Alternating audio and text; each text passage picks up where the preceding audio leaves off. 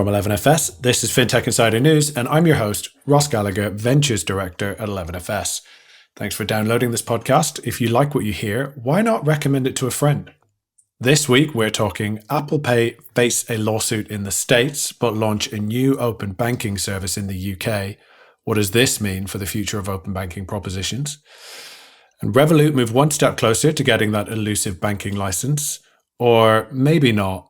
Hear what our panel have to think and then you decide. And would you like a 3.5-day working week? Well, according to JP Morgan boss Jamie Dimon, we could be heading that way thanks to AI, although it is a little way off just yet. We get into all this and much more on today's show. We'll be back after these messages. Hey folks, we have super duper exciting news. The shortlist for this year's 11FS Awards is officially live. We asked you, the incredible Fintech Insider community, to help us choose the deserving winners of the 11FS Awards, and your response was outstanding. You voted in record numbers, and it's now time to see if your favourite fintech companies made the shortlist. With a total of 10 different awards up for grabs on the big night, including categories like Best Experience Design, Fintech for Good, Best Use of AI, and Consumer Game Changer, there is a lot to look forward to. Don't wait, explore that full shortlist now at 11fsawards.com. That is 11fsawards.com. And be sure to stay tuned to all of our channels to find out who will take home one of the coveted 11FS Award trophies on Wednesday, 15th of November. Looking to take your customer journeys to the next level and benchmark your products against the best in financial services? Well, look no further than 11FS Pulse. Home to over 5,700 user journeys covering everything from onboarding to crypto. It features analysis of global brands like Nubank, Revolut, and Robinhood. It's already tried and trusted by big names like Monzo, whose co-founder Jonas said their research phase took just 1/10 of the time it normally would, thanks to 11FS Pulse. Join Monzo and hundreds of other brands taking their UX game to the next level by booking a demo today at 11fspulse.com/demo. That's 11fspulse.com/demo.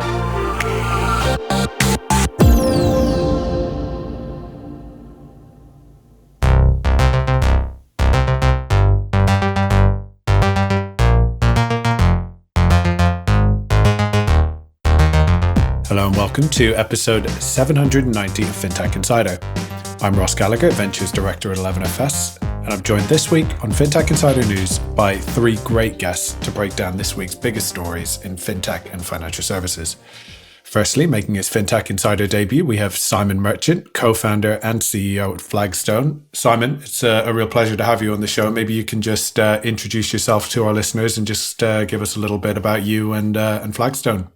Thanks, Ross. Yeah, it's great to be here. So I'm the CEO of Flagstone, and what we do is focus on the vast amounts of cash languishing in bank accounts, earning virtually no interest, even in today's high rate environment. And we've developed a tech platform that allows customers to open one account with us and then access over 300 different deposit accounts, from instant access to notice, fixed term, from over 50 different banks, with all of the execution electronic. So no paperwork or admin hassle. So customers can easily earn more interest on their cash and also spread their savings across different banks in order to make the most of the FSCS deposit guarantee scheme.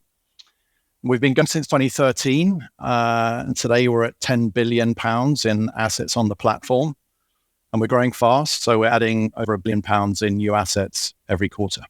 Amazing. I mean, look, congratulations, huge success. And I know you've got some exciting news as well later on in the show that you're going to talk to us about. So, Simon, great to have you on the show, and thanks for joining us. We also give a warm Fintech Insider welcome to Fliss Berridge, director and co-founder at Ordo. Fliss, again, look, thank you for joining us. Maybe just similar to Simon, it'd be great to hear a little bit about yourself and also a little bit about Ordo. Great. Yes. Hi there. Thanks for having me on. My name is Fliss Berridge. I'm one of 5 co-founders of Ordo. There's quite a few co-founders here. And Ordo is an open banking payments as a service platform. So Ordo has a multitude of open banking solutions ranging from e-commerce and point of sale to request to pay, billing and invoicing that businesses and merchants can integrate into our simple modern APIs and then collect payment from their customers using instant, real-time, low-cost account-to-account payments using open banking technology. Super interesting. Lots of exciting use cases there as well, Fliss. So look, again, thanks for jumping on and for coming and sharing your insights. We really appreciate it. And then last but no means least, certainly no means least, we are delighted to welcome Gerisha Nadaraju, a product ops consultant formerly at TrueLayer and Dojo. So Gerisha, welcome to the show. Similar to the other guests, maybe you could just give us a little bit about you and about your background. Yeah, thanks, Ross. I'm Gerisha Nadaraju, and I am currently working as a product ops consultant and a startup advisor. I used to head up the product ops function and biz ops function at 2 UK fintech scale-ups, so Dojo and TrueLayer. And I was actually a very early employee at TrueLayer, so employee number 10 back in early 2018, and I was with them for 3 years.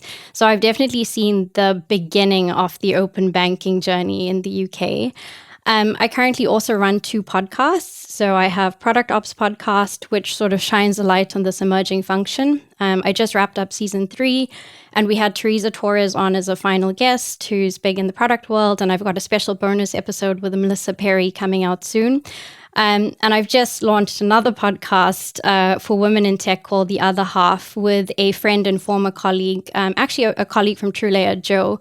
And our mission with that podcast is to sort of help inspire and empower the next wave of female entrepreneurs and business leaders. So yeah, we've got great guests coming up for the next few months. So definitely check those out after you've obviously listened to the Fintech Insider podcast. I love that. It's like a crossover episode. One podcast is just never enough, is it? I know. I think it's much easier doing it with a friend, though. It's basically halved the burden of editing and all of that. So that's been great. That's nice. Awesome. All right. Well, look, thank you for jumping off those 2 podcasts onto this podcast and looking forward to diving into the news. So let's do just that. Let's dive into the news. This first story was covered in Finextra and Payments and multiple other news outlets with a headline, Apple launch iPhone wallet in the UK, whilst Apple Pay in the US faces calls for an antitrust lawsuit. So Apple has soft launched the iPhone wallet service in the UK, allowing customers to access current account balances and transaction history. The app is powered by the UK's open banking API. iPhone wallet integrates with Apple Pay, so users will now have access to real-time account information when making purchases. Supporting banks in the initial rollout include Barclays, HSBC, Lloyds, RBS, Monzo, and Starling. The new rollout comes as Apple Pay finds itself in hot water on the other side of the pond. A judge has ordered the tech giant to face an antitrust lawsuit following accusations that it prevented competitors' access to the NFC chip technology required to create a mobile wallet compatible on iPhones. Apple has already been charged for similar offences by the European Commission and could reportedly face billions in fines. Gerisha, maybe I'll come to you first on this one. What was your just your initial reaction on this story? The US or the UK or both? Let's go. Let's tackle the UK and the announcement of that iPhone wallet feature, because I know that's got a lot of sort of press coverage in the last couple of weeks. Yeah, I mean, well, first of all, I thought it was good news for open banking. So I think if you work in open banking, and also if you're an investor or a shareholder in an open banking startup, you always want to hear good news about open banking. So the fact that Apple has, is using open banking technology to do this is great. They're a huge platform, lots of new users, and so that's just going to increase, hopefully, adoption and understanding and the fact that open banking is a thing. I think the other thing I thought when I saw it was, I think about a year ago, or, we have WhatsApp groups of previous employees and we sometimes share fintech news. And we had shared an article about Apple acquiring Credit Kudos. And so, we, as just friends randomly, we thought it was kind of strange. What were they doing with Credit Kudos? And so obviously this gives insight into what their plans are and what they want to do with open banking here. It's not necessarily groundbreaking in terms of what they're doing. It's sort of the at least from my time at TrueLayer, like the most foundational layer that you can do, which is your data API and showing transactions. But with everything in open banking, you kind of need that foundation to then build value-added services on top of it. And so the more interesting thing, I think, is like, what are they now going to do with that within the UK? Yeah, it's an interesting perspective. So, Fliss, keen to get your sort of open banking lens on this as well, I suppose. So more, I suppose, at this stage of a foundational use case, as Gerisha says, but potential to sort of build on it from here and sort of deliver additional customer value, would you say? Yeah, hugely. And even just seeing your account balances, I mean, as I'm sure Simon would agree, that is hugely valuable in and of itself. And it's then what you do with that. So just to start with open banking as a proposition, it's kind of got two streams to it. One is account information, and there's a ton of acronyms, account information services, which is what Apple are doing so far.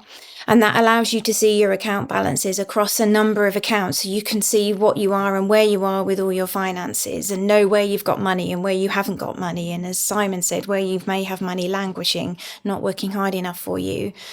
And then the other half of open banking is more the payments, which is, for example, what Ordo does.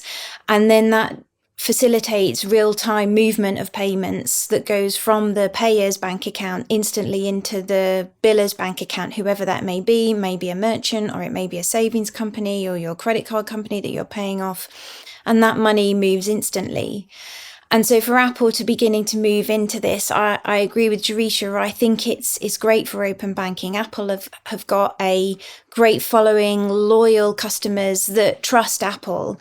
And I think people trust their banks, but maybe in the absence of being able to do anything else. They may trust their bank, but they don't like them very much, usually. Whereas Apple has got that cult following. So Apple using open banking will be great for open banking because it will show that this is now in the mainstream and can be used and trusted. And hands down, Apple will make use of this, as all other fintechs are already. So it will be a great publicizing of open banking. Yeah, I think that's a really nice point. And I think Apple have worked really hard as well over the last couple of years to build that consumer trust. They've really positioned themselves as sort of being very trustworthy in how they manage users' data and all of that sort of stuff. So I guess all of that plays in. Simon, I suppose it's hard to read a story like this and not kind of think about, oh, this is big tech coming for banking. How worried are you about this if you're a traditional financial services provider? Well, and Flagstone isn't a traditional financial services provider, so not particularly worried from that point of view. But I agree with Gerisha that this is, definitely good news for open banking, which finally does seem, 5 years after the regulation came into effect, to be gaining some ground. But I don't think this move in itself is game changing. Just bringing other bank accounts into the wallet using open banking. I mean, if anything, it's kind of surprising that they haven't done it already. We use open banking APIs on our platform to link customers' normal bank accounts with our Flagstone platform account to make it easier, as we said, to see cash that could be earning a higher rate of return. We also use it to make transfers onto the platform. But I think as a signal of intent for Apple's direction of travel, yeah, it's pretty relevant. And this is, just a small incremental step towards the ultimate goal of big tech to dominate financial services. Yeah. Thanks, Simon. I guess thinking about that then, Gerisha, in terms of this being a small step and with that ultimate goal sort of in the future, I suppose maybe some of the frustrations around open banking and the progress that's been made is that perhaps some of the traditional financial services providers aren't necessarily being ambitious enough in terms of the use cases they could build on top of it, how quickly they could actually go and deliver those use cases. And I suppose if I go back to what Simon said about that statement of intent, I don't think that's really necessarily like Apple's forte, right? I think they're going to want to do things here that are transformative. So do you think that's something that is going to just start accelerating us towards maybe some of those more interesting use cases that you talked about at the top? Yeah, I was actually talking about this with a friend, also ex-TrueLayer, who now is in venture capital and looks at fintechs. And we were talking about, I remember distinctly, like our CEO at the time, Frau, would have this visual that he showed, and he would talk about, okay, we're doing the foundational and then all these value-added services. And this was back in 2018. And so it was hard to comprehend exactly what were those value-added services? Like, what was that actually what were you going to do with all this data that you ended up getting from open banking? Because there's so many different things you can do.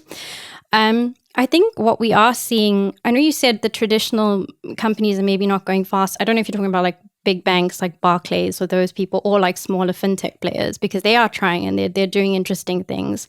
I think what we're seeing is that people are doing, starting to use it in a good way. We're actually moving away from foundational and we're in value-added services territory. So yeah, I'm sure Apple has the ability to maybe push us into like hyper growth when it comes to this and put some steam under, like, get everybody else a bit worried and maybe innovating and doing things a bit better. But I think we're in there already. So it's not like back in the day where you didn't quite know and you were like throwing darts against a board and trying to figure out exactly, okay, what could we do that's actually going to like make us money and be in line with our value prop as a company. That's kind of what I think.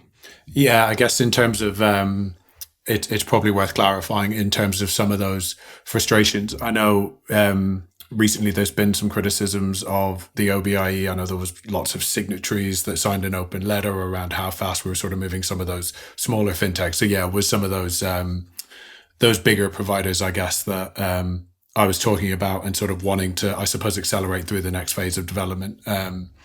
Which I think is sort of happening anyway, but I think it's interesting to see a provider like Apple coming into this space and starting to move it forward. I guess, Fliss, it would be remiss not to touch on what's happening over in the US at the moment as well with Apple, with the antitrust lawsuit, etc. I guess in the context of what we've just discussed and what they're trying to do in this space, how significant do you think that that's going to be, and is that going to put a little bit of a handbrake on some of the acceleration that we've been talking about? Well, I'm sure Apple have got good lawyers, and they've got their program of how they're going to defend this and why they went down the route they did. You've got to be careful though. If you're the only provider, if you're the sole supplier of access, then you like Apple are, you've got the monopoly, and if you're going to be a monopoly provider, you have to behave very, very well.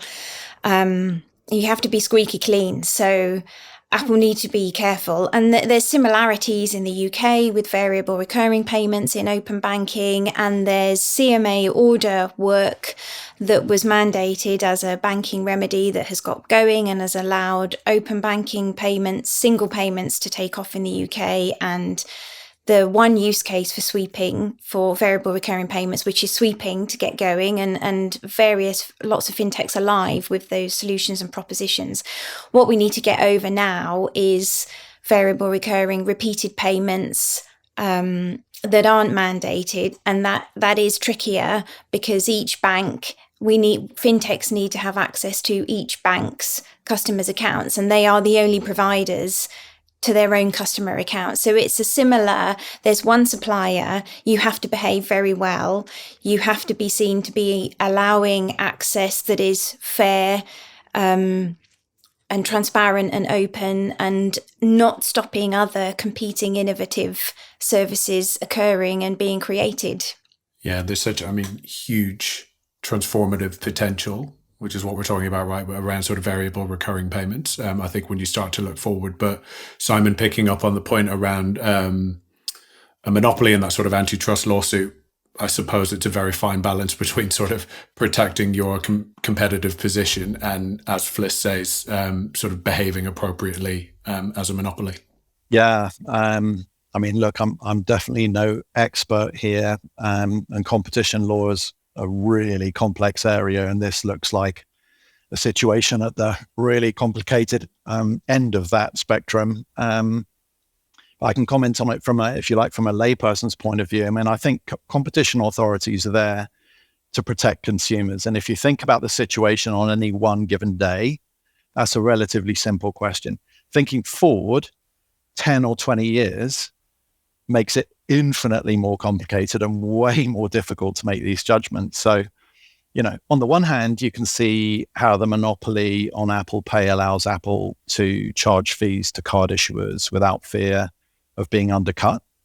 But then again, Apple's US smartphone market share is 52%, right? So I'm sure they're going to be arguing there are plenty of other options out there for consumers. And also, this is probably, definitely a layperson's view and definitely an entrepreneur's view. But if you've spent 16 years building an incredible product that is loved by millions of people around the world, you could argue that a system that demands that if you're successful, you necessarily have to open it up to any competitors kind of reduces the incentive to deliver world-beating products, right? Yeah, you become a victim of your own success. It's an interesting point. Well, look, I think that point around this being foundational and where it builds from here, I think is an interesting thought. It's one that we'll absolutely have to keep our eye on. But I'm going to move us on to our next story, which comes from the FT. The headline is Revolut agrees share deal with SoftBank and move a step closer to securing UK banking license. So Revolut has finally agreed a deal with its largest investor, Japan's SoftBank, which involves deprioritizing their shares. This goes some way to satisfying the Bank of England's condition that Revolut collapse their 6 share classes, which was a major barrier in securing their UK banking license. As reported in the Financial Times, the agreement in principle struck last week does not include any new issuance of top-up shares for SoftBank, nor will it have a financial impact on the company, according to their sources. Revolut now hope they can finally get a banking license, though they are still plagued by other issues, including failing to submit their accounts for the second year in a row, and an FCA probe into £500,000 of suspicious payments from potentially criminal accounts in July and August. Gerisha, with your ops background, I can't not come to you first on this one. Are they really a step closer to getting their banking license? I'm not so sure. I don't know. I mean, there's been so much to talk about Revolut, and I think back, like for 5 years ago, there was Monzo, there was Revolut, there were people who really supported Revolut, at least in my circle of friends, compared to Monzo, because they were like, Revolut's going so fast, they're so, they're aggressive, they're pushing, like Monzo's just sort of staying around and not, seemed much slower in their approach to things. But it sort of feels like, they have been using that sort of like move fast and break things approach to start off. And this breaking things approach is not exactly great if you are now applying for a banking license and you're dealing with people like the Bank of England. I think the BOE are probably also, maybe extra prudent at the moment because, we're in a cost of living crisis. You've had Silicon Valley Bank, which has failed recently. And, in giving a license, they can't really afford to give it to somebody where there's a lot of risk attached to it because it could have knock-on economic impacts. And so, with Revolut, besides the ownership structure, like you mentioned, they missed the filing for the second time. There's also been an exodus of sort of people within like the risk and compliance type categories, which is often seen as like a signal for companies, when you're in that. So unless they get really good, robust processes in place, which is hard when it feels like they're kind of trying to play catch up and they're catching their tail here because they're trying to move backwards in getting this. I think, it's going to be hard for them to get that because it comes down, like Fliss was mentioning, the trust in Apple as a brand. Even if they get the license, are people actually going to end up trusting, because it allows them to now lend, right? You get a banking license and you can now give loans and credit cards and things like that. Do consumers actually have the trust in Revolut given the reputation and the things that have already happened besides the ownership structure? Yeah, what do you think, Fliss? What was your reaction to this one? Yeah, I mean, I'd agree with all of that. And the FCA and the Bank of England and the Prudential Regulatory Authority should be looking at share structure and shareholders, because it does matter who owns these financial companies. You're dealing with people's money, and quite rightly, they look hard at that. And when we were setting up Ordo, us co-founders had to fill in qualifying forms and submit our CVs and be subjected to personal checks as to, are you fit and proper people to be running a financial company? And that is, the bigger you are, the more customers you have. If you hold client funds, all the more appropriate that those checks are. So it should be looked at as to who your company is, because also they have input into the company. That if you're a profit-making institution, one of your goals is to make profits for shareholders, and there's all sorts of company shareholder directors' duties under the Companies Act, but you can't get away from one of them is keep your shareholders happy. So who are those people? What is that structure? But at the other end of that, the consumer interaction end, they have a good app. The people I know that have got Revolut accounts and they use Revolut as their bank, they love it. It's good customer UX. It serves people and user needs. But I do wonder that there are fewer people that use Revolut and Monzo as their main account, rather than as opposed to their kind of fun account. So I think there needs to be a marrying up somehow of good customer UX and fun, innovative companies, but also then trust from consumers and a robustness. And I don't think we're quite there yet. But there is a desire from consumers and people that bank with these institutions and use fintech services for trust and reliability, as well as useful, innovative services. Yeah, I really agree, and you have to strike that balance. And I completely agree with you as well that those sorts of like fit and proper people tests are so important to that trust in those organizations, and then ultimately in the financial system, because people need to have confidence that the people that are behind these big institutions are going to do the right thing when it comes to it. Simon, one of the things that stands out to me on this is that Revolut have now failed to submit their accounts for the second year in a row. So it doesn't feel to me like they're learning from their mistakes and actually working hard to try and make it right and endear themselves to the regulators. Yeah, it obviously isn't a great look, but I think this is a really successful business, and I think Fliss has summarized what's truly great about it, and also painted a really great picture of that kind of transition from fun and exciting and great UX to trust. And this is a transition that this business is going through. I have no doubt there are lots of people working really hard on getting this right. I think Gerisha alluded to, it's not unusual for startup scale-up companies to end up with really complex structures, as a result of the ups and downs of multiple financing rounds. To be as big as Revolut is, with only 6 share classes, is actually, I think that's pretty good. But as Gerisha alluded to, there's a lot of issues that I think, despite how delicate these negotiations with SoftBank and other shareholders might be, are probably on the more challenging end of the scale than sorting out the share register. Yeah, no, I agree with that. But you raise an interesting point about the different share classes for an organization the size of Revolut with the customer numbers that they have. And I suppose, I remember Monzo got quite a lot of bad press not too long ago when it came to their communication around accounts that were frozen due to suspicious activities and all of that sort of stuff, which is a standard in the banking industry. Gerisha, do you think there is a sense that the likes of Monzo and Revolut and some of these successful fintechs, do they maybe get treated a little bit unfairly when it comes to some of this stuff, or do you think it's warranted?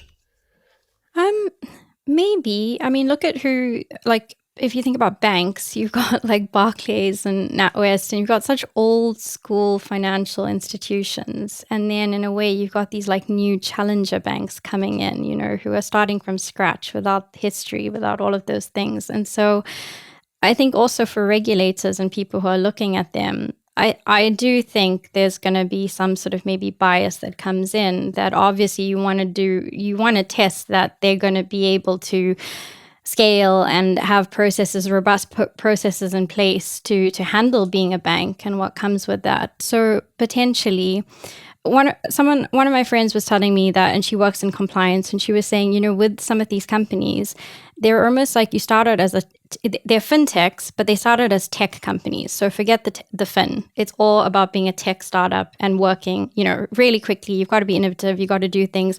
Done is better than perfect. There's so many things when it comes to being tech first, but they almost forget the fin bit, and the fin comes later, and you're now trying to figure out the finance bit. And so, yeah, in a way, maybe you are playing a bit of catch up. And so to get all of that right, it invites more scrutiny, I think. I used to be an auditor, actually, with PwC in another lifetime in South Africa. And yeah, when it comes to auditing, you really have to be checking stuff. And obviously, if you think a company is slightly more risky from the outside, you're going to be doing a few more tests or increasing your selection criteria. So I can imagine it's kind of the same thing. It's a really interesting point, because I agree with you. I think they start with the tech. They start with the customer and innovative ways to solve for those customer problems. But I suppose once you go so far, then trying to work back and solve the compliance question isn't necessarily an easy thing to do, right? And look, we've seen, I suppose if I go back to your point about their approach, which is, I think you summed it up perfectly as move fast and break things. We've seen them launch, they've trialed a new service in LATAM. They have launched joint accounts in the UK. They've launched a new e-signature solution via Zeal ID, but then, to your point, they've also had their fair share of sort of challenges, right? Which is what we're talking about. So they've now suspended US crypto services. As we said, they've missed their annual accounts for the second year running, and the FCA are probing these suspicious payments, I guess. We've often remarked on this show, Fliss, about how Revolut, they just seem to be, whether it's their fair share or whether it's more than their fair share, in the news an awful lot. Do you think that there will be a time when that's not the case and there's not always some story to do with Revolut? Yeah, I'm not sure actually, because Gerisha's, they move fast and break things. Maybe that's what they like. Maybe they sort of like being the bad boy of the industry, because they are in the news a lot, and along with regulatory matters, their accounts, they're not learning from their mistakes. You'd think they'd want to try and rectify this. Their corporate culture has been questioned, which again goes to a bit like the shareholders. Who are these people running this company? What kinds of backdrop are you making these decisions in? It doesn't look like they want to improve, but yet they still do have great customer UX, and they've still got customers using them and raving and praising them. So they're almost the rebelling teenager and are proud of it, and regulators question them at their peril. But the regulators are going to, and they should.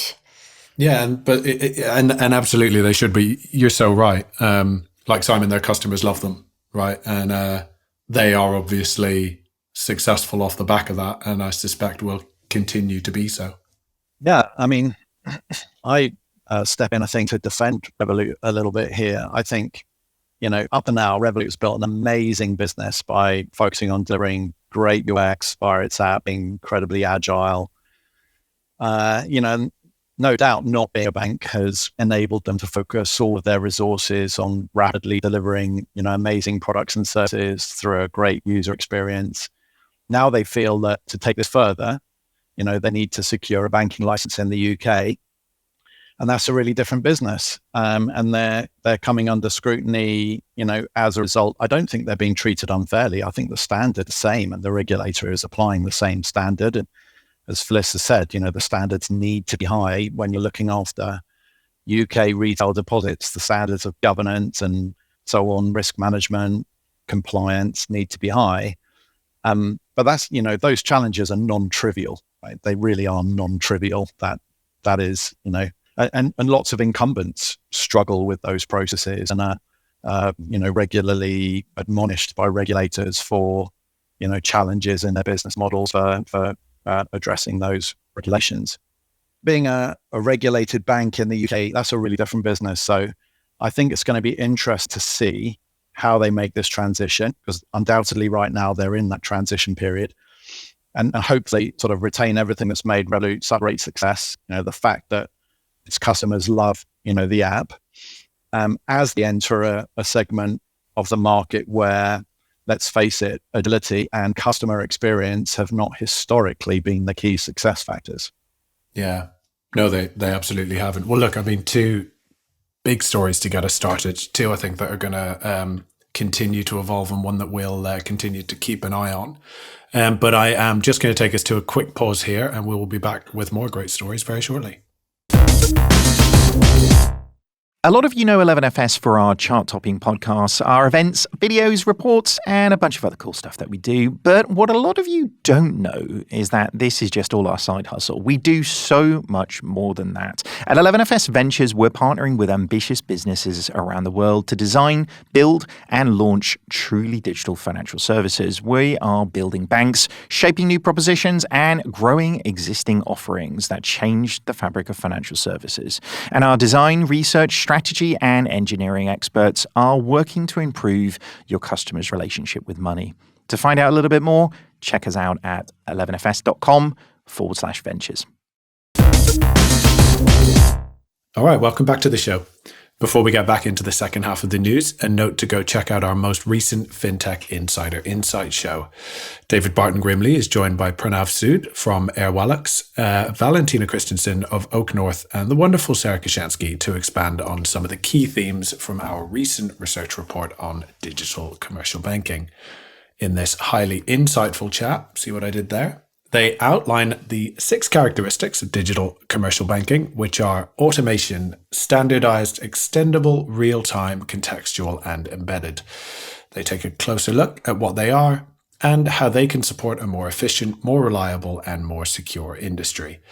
So go check out that episode in our podcast feed. It's the one just below this.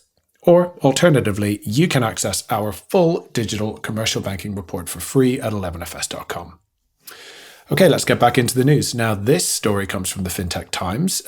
Saga and Flagstone team up to launch a savings platform for the over 50s. So using Flagstone's technology, Saga can now offer customers a simple solution to access multiple fixed-term savings accounts from a range of UK banks through one simple application. The partnership addresses expectations of the over 50s for greater convenience, reduced admin, and access to competitive savings rates. Flagstone was originally created as a platform for individual savers and their wealth managers to access multiple cash savings accounts in one single place, and since 2015 has transacted more than £13 billion on behalf of its customers. Saga is leveraging this technology to create a service for what is arguably an underserved or perhaps lesser served market in the fintech world. So Simon, first of all, huge congratulations. And thank you for jumping on to talk about this. We'd love to know more. So maybe you can just give us a little bit of the background around how this came about. Yeah, thanks. We've been working on this for a while, and it's a partnership that we are really excited about.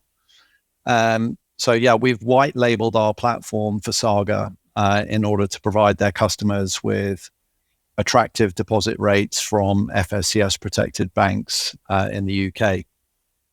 The partnership came about because I think with Saga and Flagstone, you've got two businesses with very similar values and objectives. And we came together against a backdrop of the rising interest rate environment and the market opportunity. Saga, as you know, is like the UK's super brand for the over 50s. And Flagstone has built a market-leading platform business with 10 billion in assets, with similarly an average customer age between 55 and 60. So as you know, the market environment today is very different to 2 years ago. For 13 years after the financial crisis of 2008, exceptionally low interest rates made cash an easy asset class to ignore.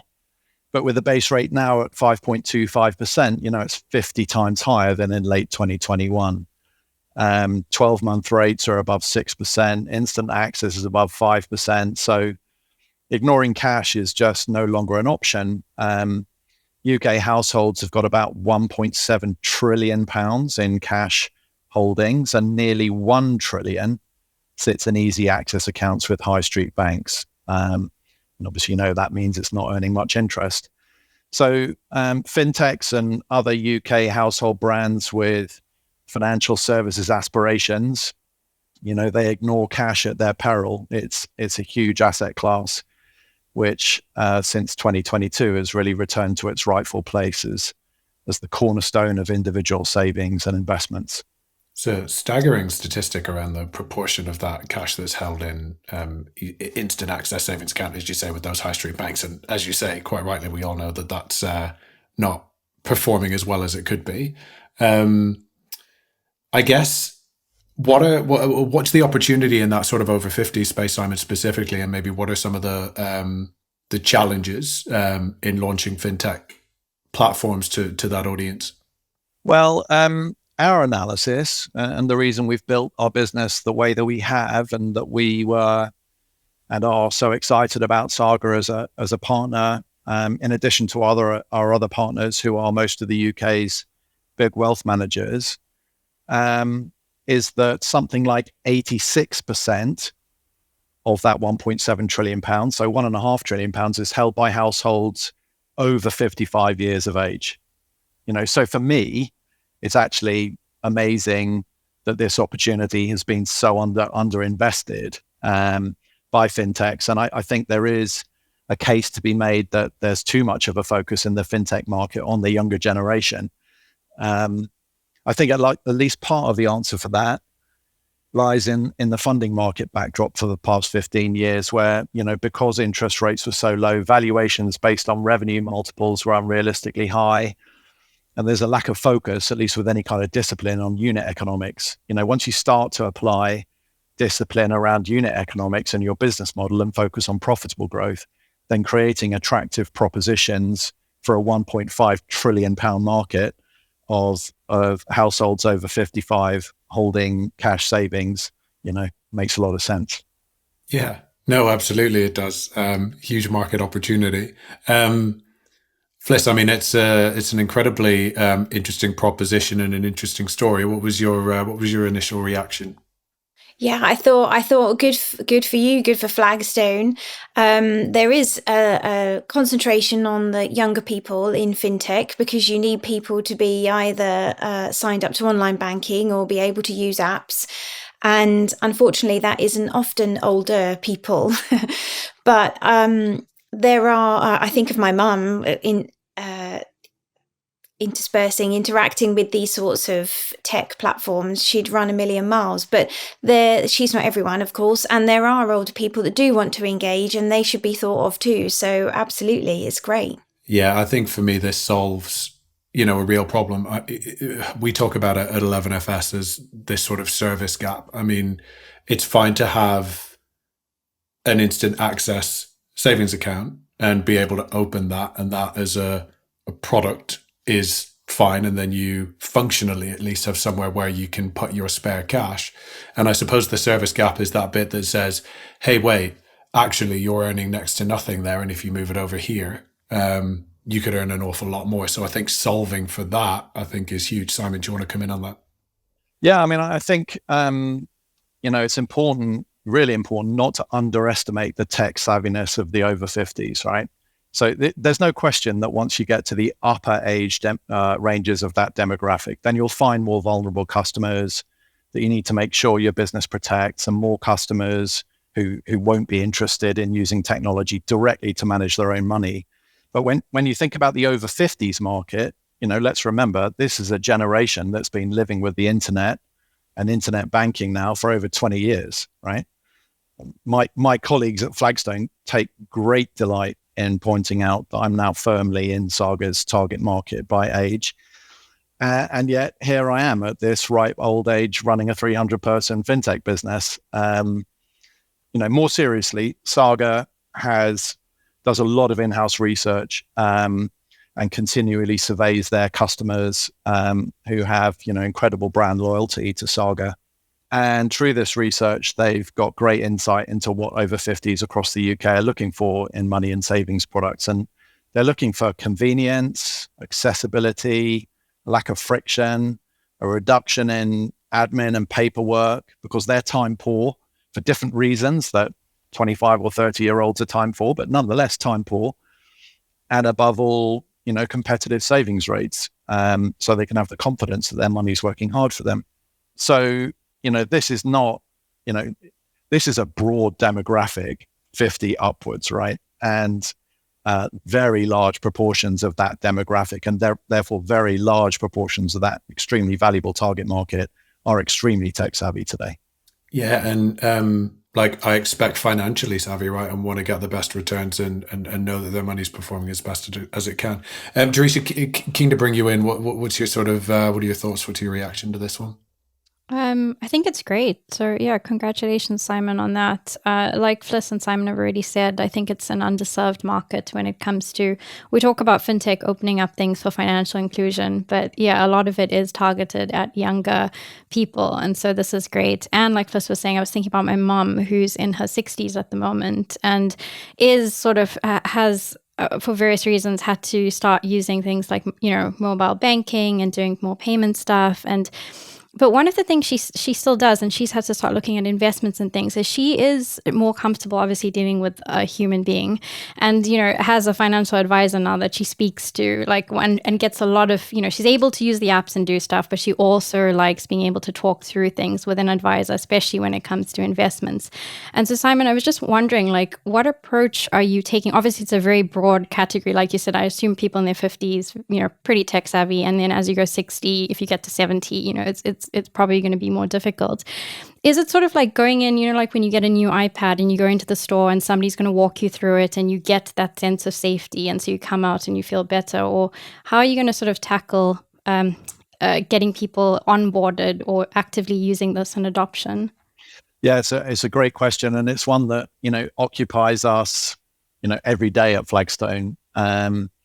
So reducing friction for customers who are interested in our proposition and would like to become customers is, it is really important. Lots of customers come to us through their wealth advisors. So they are introduced by their wealth advisor to us. And we white label our platform for, St. James's Place and Evelyn Partners and HSBC and Coots and, really most of the big wealth managers in the UK. But our model, I think, usually as a big generalization, I would say nobody actually wants to talk to a customer service person. Nobody really, begins their day and says that's their biggest burning need. They will do it and appreciate it if they really need to. But you can do a lot of things with technology, obviously, to make that unnecessary and to just make it easy for customers to self-serve and get the information they're looking for. And again, that is non-trivial. That's a really, difficult thing to do well. Our model at Flagstone, given the target market that we focus on, it's definitely the upper affluent target market. Our model is, to try our level best to make sure that our customers don't need to talk to us, but if they do, we're available in 3 or 5 seconds. That kind of, level of service. And, so yeah, I suppose, to your point, we are absolutely, embracing that kind of blended model and making sure that, for us, great service means, firstly, you don't need to call us because everything works well and you understand it and it's simple. But secondly, if you want to talk to us, you do it straight away. Because it is a balance, isn't it? But ultimately kind of striving towards that, digital private banker in your pocket, but people as a fallback. I think that's a good model.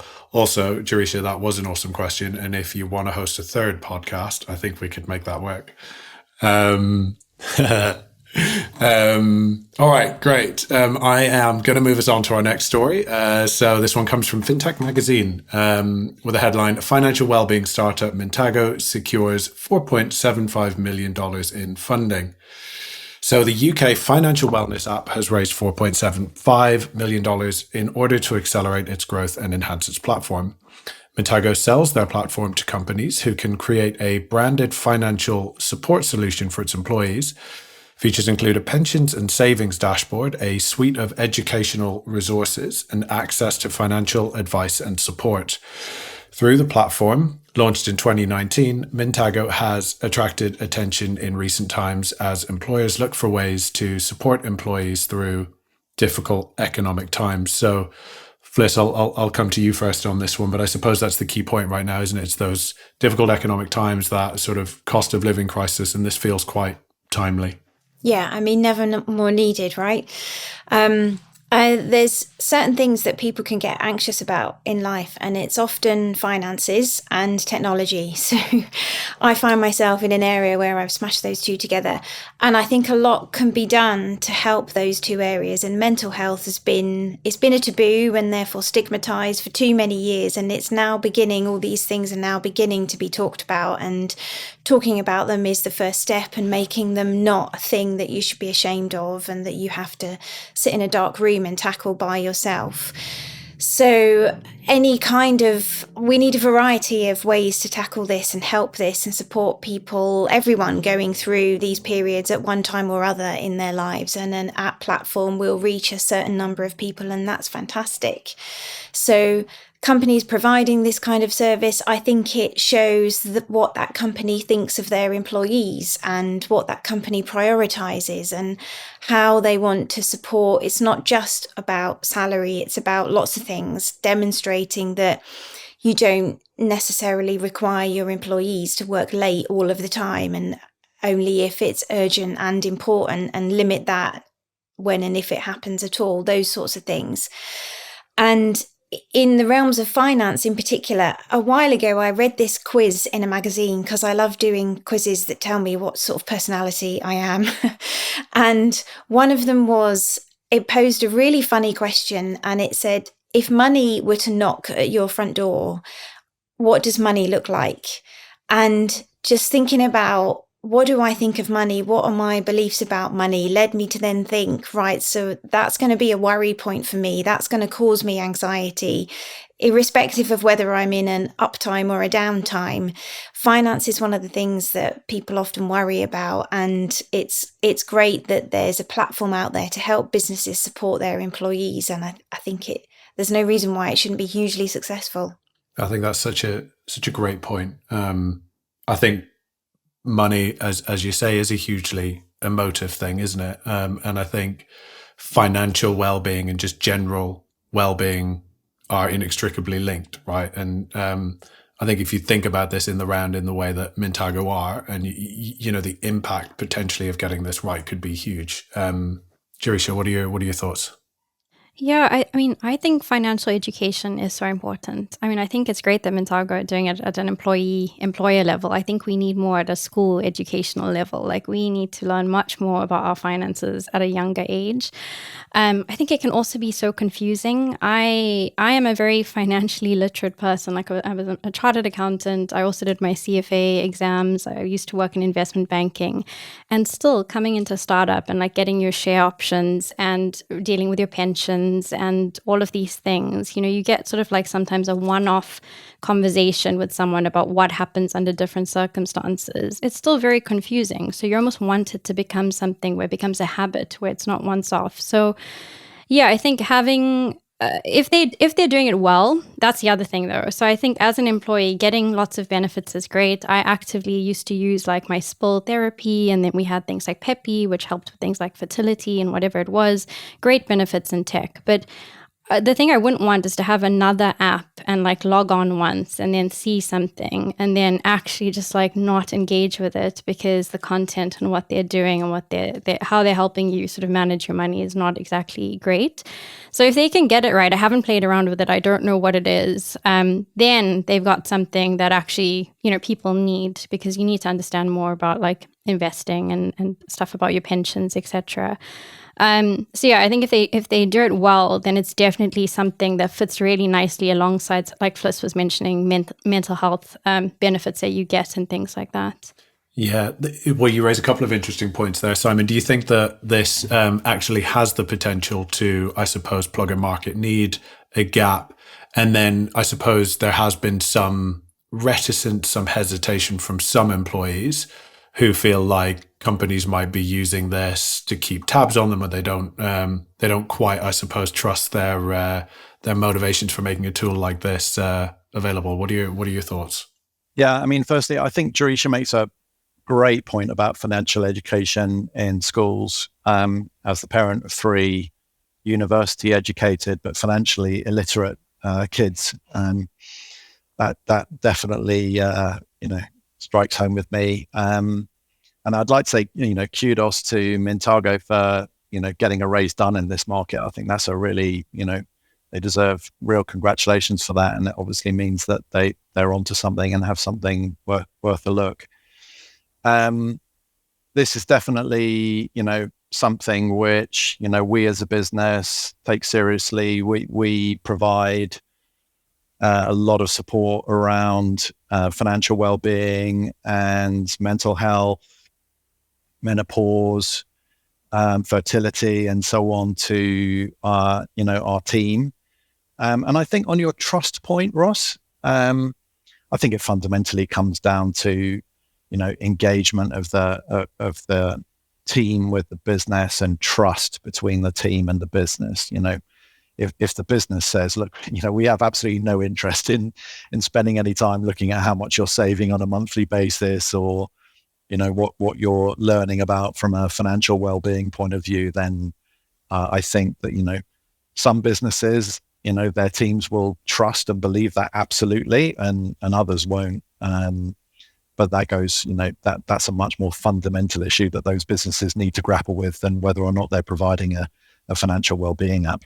Yeah, no, I agree with you. It's part of a much bigger picture. And as you say, that relationship between employee and employer. I mean, for me, I think it's a super interesting story. I think if I go back to what I was saying about that service gap, and I completely agree with the point, Gerisha, that you made, and Simon, that you sort of reinforced. I've often said that I feel like I missed the day in school where we were taught how to, save towards financial goals, or, big life events and all of that sort of stuff. And actually, I feel like that's something that, even with all of the progress and all the breakthroughs that we've made in the fintech space, probably something where there's still quite a lot of work to do to really actually help people understand, what actually are the important life events for them. How do you start to think about them in advance? How do you understand credit scores? All of that sort of stuff.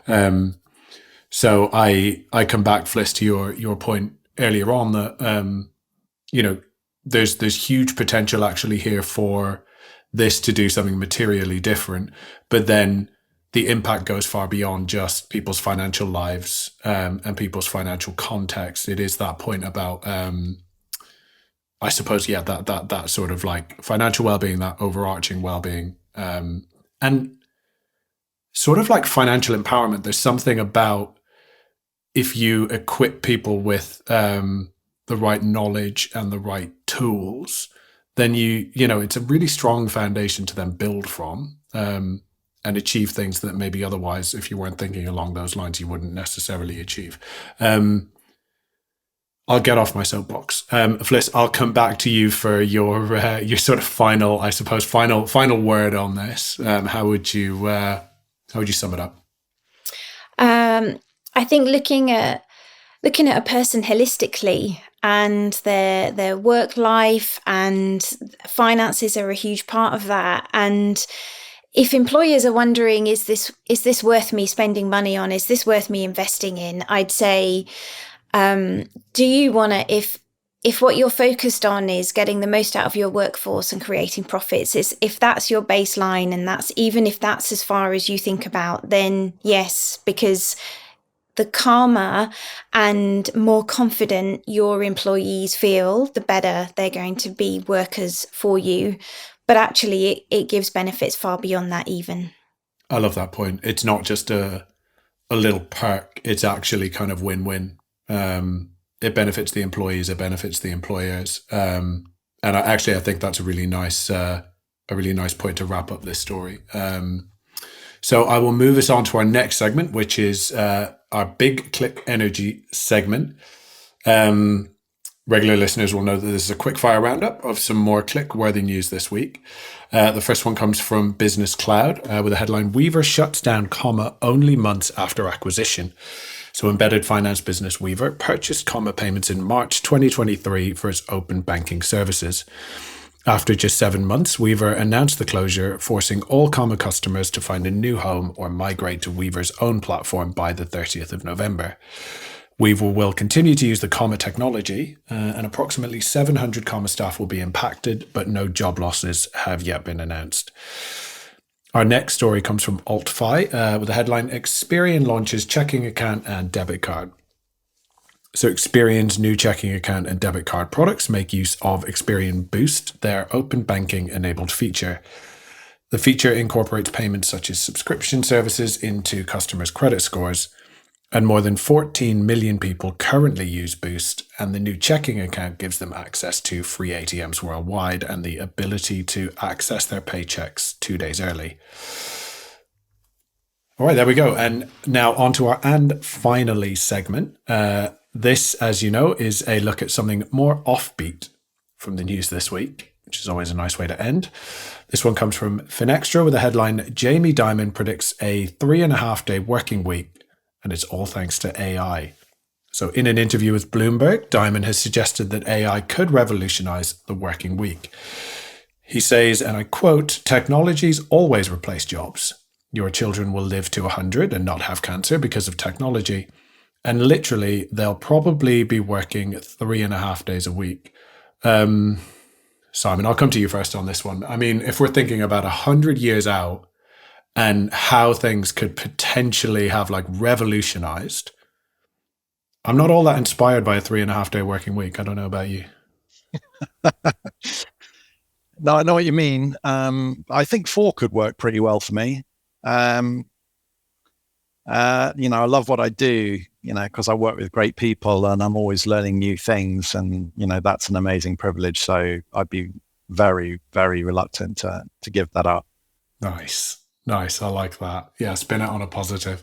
Gerisha, what's your reaction to this one? I love the sound of a 3-day week. I think it's kind of what I'm doing at the moment. So, as being independent consultant, I've taken myself out of, what would be traditional full-time employment and doing a 9-to-5. But then it just depends how you define work, right? So, I'm doing work that obviously is bringing in a steady paycheck and is helping me get the basics sorted. But then I invest a lot of my time now into my side hustles and creative projects and things that really give me deep fulfillment and satisfaction. And line up into my life's purpose, which I think as you get older, you kind of start thinking about things like that. And so I probably work maybe more hours in a week than I did when I was traditionally working. But I think this is what's going to shift, is that people will, it's not like you will stop working and not have anything to do and everybody's going to be lying on a beach and relaxing. I think just what you spend your time on may not fit the traditional way that we see work. And I actually see more and more of my friends and colleagues and peers starting to rethink what they want work to look like. AI aside, just right now, they're trying to figure out what should work look like for them and a working week. It's like the rise of the creator economy, isn't it? People want to have the time and the flexibility to be able to pursue those passions. And I think that's ultimately what, and we see that, so much now with the sort of younger generations that are coming through, and that fits this narrative, right? So this sort of future-looking narrative. I think there was I think it's a little bit outdated, but I probably only read it semi-recently. There was a study done that asked people to choose the career that they most sort of identified with and wanted to pursue. And so they put a whole host of really traditional careers. And then they also put sort of creator / influencer. and like creator/influencer just was like all the other ones combined. So I think that's just the way that we're heading. I think that's a bit scary too, by the way. So there's like, even just opening my LinkedIn at the moment, it's a little bit like the posts that you're getting there and the things that people are doing, I think also, because I think in a way they're also trying to make money off of this and they're thinking, how do I make a living? But in a way it becomes less authentic and you're just getting people pushing out content that maybe doesn't have value. So yeah, that's it. That's the flip side of it. Yeah, no, I completely agree. Fliss, what's your reaction to this one? Yes, bring on the 3-day week. Ross and Simon, you need to get some hobbies. But I mean, I love working. Yes, I love working for Ordo and the differences we can make. And of course, I co-set it up. But I think, as Gerisha said, it's having that time to do those other things that also interest you in life, but might not earn you any money, being able to do that. So for me, that would be looking into social mobility and how could I improve education and improve that side of things. And I thought you made a really good point, Gerisha, about seeing content that's just pushed out but people trying to make a living from it. Of course, we all have to pay our bills. So if AI takes over doing more of the content, what is the point of humans producing content? And I think it really comes down to a human enjoying what they do for the sake of doing it, and not always the end result, and not always that having to be published and public and that get a kudos and a like and so on. It will force us to think about, what do you really enjoy, what brings you joy, and do it for the sake of doing it and not any kind of end result. I think that's such a good point. And I think that's one of the things that we've seen already. Like, it's that whole thing of like, we're all sort of drowning in information, but really struggling to sort of like pull the wisdom out of it. And probably actually there's a generation of people that have been raised through sort of social media and all of that sort of stuff that maybe don't necessarily have the sort of critical analysis that they perhaps should, which is also a risk. And especially when you start to think that some of those younger generations are en masse going to platforms like TikTok and other social media platforms to get their financial advice, which, you know, Gerisha, you mentioned the rise of the sort of creator economy being scary, but I mean, that's scary, right? That, Ross, is a whole new podcast in itself, right? I completely agree. All right, look, I'm gonna. Yeah, go ahead. No, go ahead.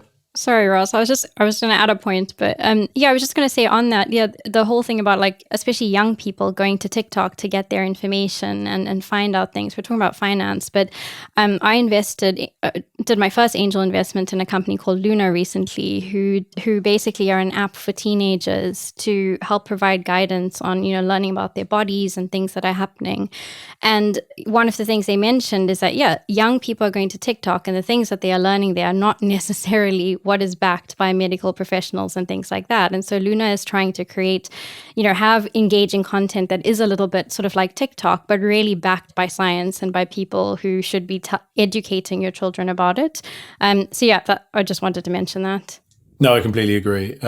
Being able to meet those users sort of where they are in terms of like how you deliver that content, the format, making it punchy and all of that sort of stuff, but doing it in a safe way, where you can manage the impact, I think is absolutely the direction to travel.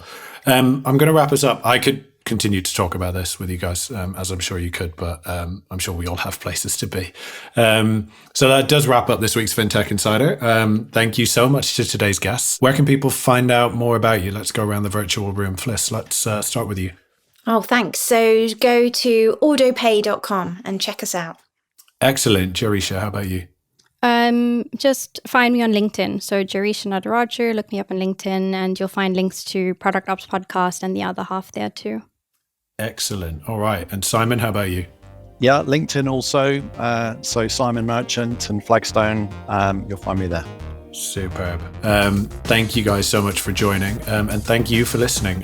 Please do join the conversation on social media or email podcasts@11fs.com. Thanks very much and goodbye.